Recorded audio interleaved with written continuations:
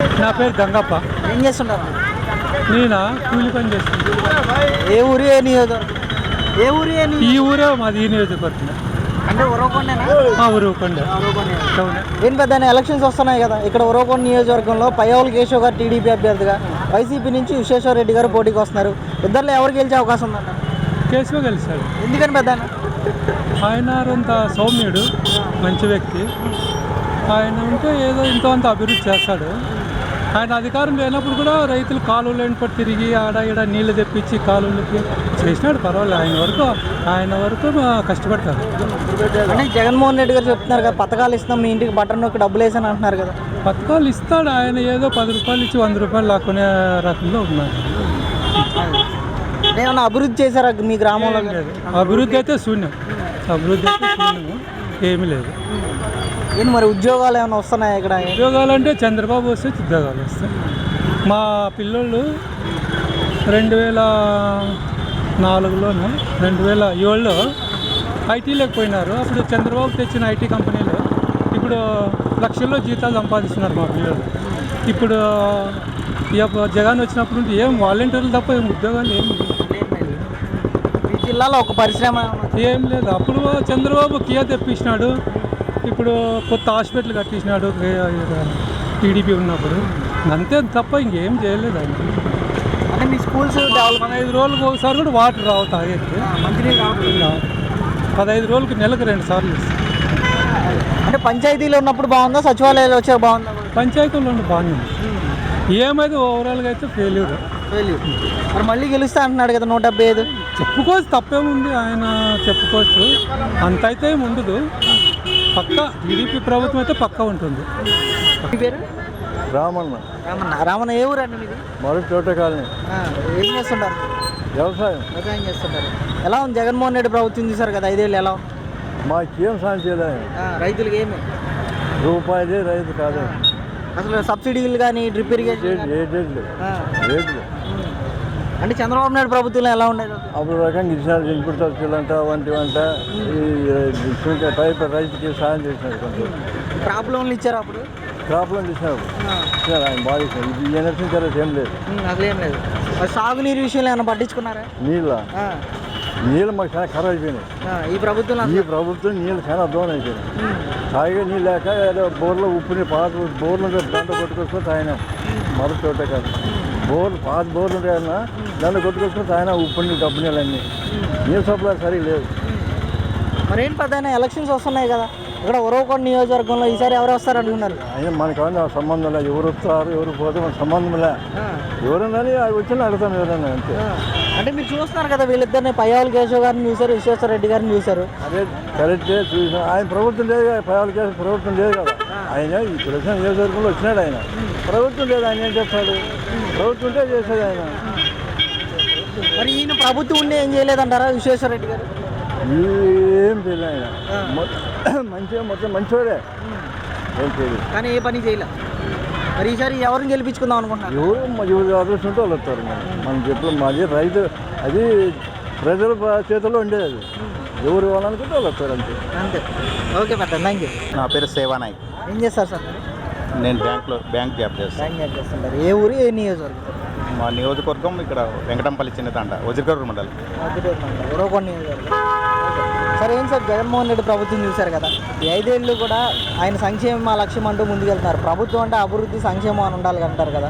మరి 5 ఏళ్ళలో డెవలప్మెంట్ ఏమన్నా అయిందంటారా? ఏం చెప్తారు? డెవలప్మెంట్ అయితే ఏడిది లేదు, డబ్బులు పంచుకుంటూ పోతున్నాడు అంతే. ప్రజలకి డబ్బులు పంచుకుంటూ పోతున్నాడు అంతేలే, కానీ డెవలప్మెంట్ లేదు. కనీసం రోడ్లు లేవు, కనీసం హౌసింగ్ లేవు, ఏం లేవు. ఒకే డబ్బులు ఇస్తున్నాడు, పోతున్నాడు అంతే.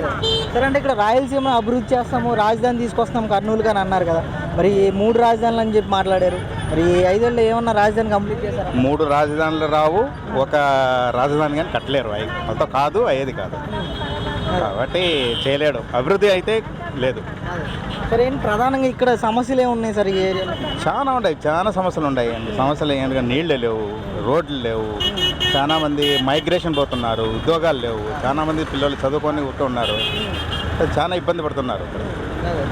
సరే, అంటే గత ప్రభుత్వంలో కియా వచ్చినప్పుడు ఎలా అనిపించింది మీకు, ఎలా ఫీల్ అయ్యారు ఇక్కడ? కొంతవరకు కొంచెం నీళ్లు కాలువలు అట్లా కొంచెం చేసినారు కాబట్టి పర్వాలేదు. ఈ 5 ఏళ్ల కాలంలో డెవలప్మెంట్ అయితే ఏమీ లేదు. సరే, మరేంటి ఈసారి ఎన్నికలు వస్తున్నాయి కదా, ఇక్కడ ఉరవకొండ నియోజకవర్గంలో పయ్యావుల కేశవ్ గారు కూటమి అభ్యర్థిగా ఉన్నారు, వైసీపీ నుంచి విశ్వేశ్వర రెడ్డి గారు పోటీ చేస్తున్నారు. ఇద్దరిలో ఎవరు గెలిచే అవకాశాలు ఎక్కువ ఉన్నాయంటారు, ఏం చెప్తారు? ప్రస్తుతం నేనైతే కళ్యాణదుర్గంలో ఉంటాను కాబట్టి అంత నేను చేయలేను. ఇక్కడ టీడీపీకే ఎక్కువ హవా ఉంది. సో ఓవరాల్గా ఏపీలో ఎన్నికలు ఎలా ఉండబోతున్నాయి అంటారు? చాలా టఫ్గానే ఉంటుంది. అదే అంటే ఈరోజు జగన్మోహన్ రెడ్డి గారు నేనే గెలుస్తాను 175 అని ఆయన సవాల్ చేస్తున్నారు కదా. అంత లేదు, అట్లా చెప్పేకి లేదులే, కానీ మామూలు వాళ్ళు చెప్తుంటారు అంతే నేనే అని, అంత లేదు. అదే సరే, ఈ ప్రభుత్వంలో రైతులకి ఏమైనా లోన్స్ ఇస్తున్నారా అసలు, సబ్సిడీలు కానీ లేకపోతే ఏంటి అసలు? ఏడిది లేదు, రైతులకైతే ఏడిది లేదు. కనీసం వడ్డీ కూడా కట్టుకోలేకపోతున్నారు. ఇప్పుడు రైతులు పరిస్థితి ఘోరాది ఘోరము, ఎవరు పట్టించుకునే కూడా లేదు రైతు పరిస్థితి. 5 ఏళ్ల కాలంలో ఈ రైతులకి కనీసం రెన్యువల్ చేసుకుంటే కానీ చేత కావడం, బ్యాంకులు కూడా వచ్చేది లేదు. అసలు మీరు బ్యాంక్ ఎంప్లాయీగా ఉన్నారు కదా. అవును, రావడం లేదు, వడ్డీ కానీ కట్టుకోలేకపోతున్నారు. అంటే తిరిగి చెల్లింపులు ఏమన్నా తగ్గాయంటారా పెరిగాయంటారా ఈ 5 ఏళ్ళలో? పెరిగినాయి, రేట్లన్నీ పెరిగినాయి. నిత్య వస్తువులు సరుకులు ప్రతి ఒక్కటి రేట్లు పెరిగినాయి.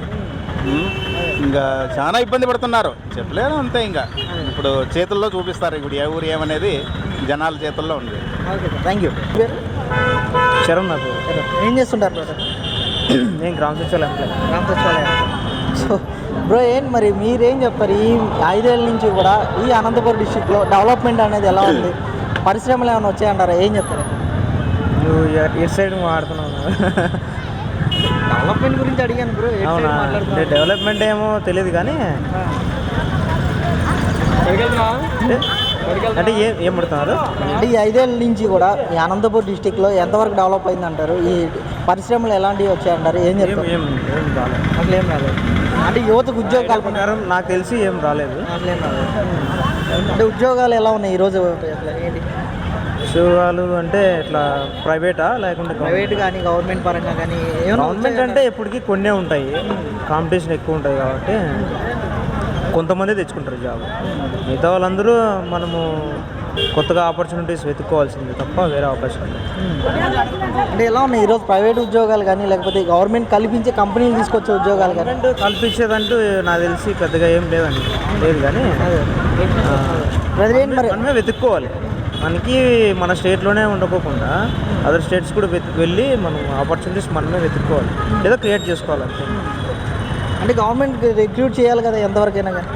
ఎంతవరకు అని చేస్తుంది కానీ లక్షల మంది అప్లై చేస్తారు. ఒక 500 జాబ్లు వదిలినా కూడా 500 మందికే కదా వచ్చేది, మిగతా వాళ్ళందరూ ప్రతి సంవత్సరం జాబ్ క్యాలెండర్ అన్నారు కదా, 2.5 లక్షల ఉద్యోగాలు కల్పిస్తామని చెప్పారు కదా, మాట ఇచ్చారు కదా, దాని గురించి ఏమంటారు? ప్రతి సంవత్సరం అయితే కింద ఇవ్వాలి, అది కొంతవరకు బెనిఫిట్ చేయాలి, అది సరిగ్గా జరుగుతలేదు. అదైతే జరిగితే బాగుంటుంది, కొంతమంది అన్నా కూడా సాటిస్ఫై అవుతారు, మిగతా వాళ్ళందరూ వెయిట్ చేయకుండా వెతుక్కుంటారు ఆపర్చునిటీస్. అంటే లాస్ట్ గవర్నమెంట్లో చెప్తున్నారు నిరుద్యోగ వృత్తి అందించారు అని చెప్పి, మరి అలాంటి స్కీమ్ కానీ నిరుద్యోగ వృత్తి కూడా ఉండింటే బాగుంటుంది. అంటే ఎవరైతే ఇంకా ఇంటి దగ్గర నుంచి చదువుకుంటుంటారో వాళ్ళకి మినిమమ్ అమౌంట్ అనేది ఉండదు. సో మినిమమ్ నిరుద్యోగ వృత్తి ఉంటే కన్నా వాళ్ళు గవర్నమెంట్ జాబ్స్ కానీ ప్రిపేర్ అవ్వడానికి అవకాశం ఉంటుంది, లేకపోతే వాళ్ళు వేరే ఆల్టర్నేటివ్ చూసుకోవడానికి అవకాశం ఉంటుంది. అట్లా వాళ్ళ పేరెంట్స్ మీద డిపెండ్ కాలేక వేరేది చూసుకోలేక అట్లా గవర్నమెంట్ జాబ్స్ ప్రిపేర్ ఇబ్బంది అయితే పడుతుంటుంది. నిరుద్యోగ వృత్తి అయితే బాగుంటుంది. అదే మరి ఇక్కడ 5 ఏళ్ళ నుంచి కూడా చెప్తున్నారు 3 రాజధానులు అంటున్నారు, రాయలసీమకు రాజధాని తీసుకొస్తామని అన్నారు కదా, మరి ఎంతవరకు డెవలప్ చేశారంటారు, ఏంటి ఏమన్నా వచ్చినట్టు అనిపిస్తుందా రాజధాని అనేది? రాజధాని రాజధాని చేస్తామన్నారు కదా, ఏమైనా డెవలప్ చేశారంటారు ఇక్కడ ఈ రాజధాని విషయం? ఎలా అనిపిస్తుంది 3 రాజధానులు అంటే? 3 రాజధానులు అంటే కన్నా ఏమో తెలియదు కానీ అసలు రాజధాని ఎందుకు చెప్పు, మీ ఒపీనియన్? నాకు తెలియదు ఎగ్జాక్ట్గా రాజధాని ఎందుకు అవసరం. అంటే రాజధాని ఉంటే ఏదైనా ఇన్వెస్ట్మెంట్స్ అనేవి మనం ఆకర్షించడానికి ఒక క్యాపిటల్ బేస్ పాయింట్ అనేది కావాలి ఎవరికైనా కానీ. ఈరోజు ఇంటి వాళ్ళకి పెద్ద ఎలాగో ఈరోజు క్యాపిటల్ అనేది కూడా మనకు అవసరం అవుతుంది. సో అలాంటిది మనకు క్యాపిటల్ కావాలి. ఈరోజు 3 క్యాపిటల్స్ అని అన్నారు. మరి దాని గురించి ఏమంటారు? 3 క్యాపిటల్స్ ఎంతవరకు కరెక్ట్ అని అంటారు? ఏం చెప్తారు? క్యాపిటల్స్ ఏమో కానీ ఒక క్యాపిటల్ ఉంటే బాగుంటుంది నా ఒపీనియన్. మిడిల్లో ఒకటి ఉంటే కదా ఉండి ఫస్ట్ డెవలప్ చేస్తూ పోవాలి అంతా. క్యాపిటల్ మాత్రమే కాకుండా మొత్తం స్టేట్ అంతా డెవలప్ కావాలి, ఈక్వల్గా సైమల్టేనియస్గా డెవలప్ కావాలి. మరి 5 ఏళ్ళలో మీరు ఎంతవరకు చూసారంటారు డెవలప్మెంట్ అనేది? అంటే నాకు తెలిసి డెవలప్మెంట్ అంటే ఉపాధి జనరేట్ చేసుకునే విధంగా ఉండాలి. డెవలప్మెంట్ అంటే అది కొంచెం తక్కువ అనిపిస్తాం. మరి అప్పులు అవుతున్నాయి అని అంటున్నారు కదా, రాష్ట్రం మొత్తం అప్పులు అయిపోయింది అని అంటున్నారు. మరి మీకు ఎలా అనిపిస్తుంది? ఏమడుగుతున్నా అప్పులా ఏదో అంటుంటారు, ఎగ్జాక్ట్గా మనకి కూడా తెలియదు అది ఎట్లుంటుంది.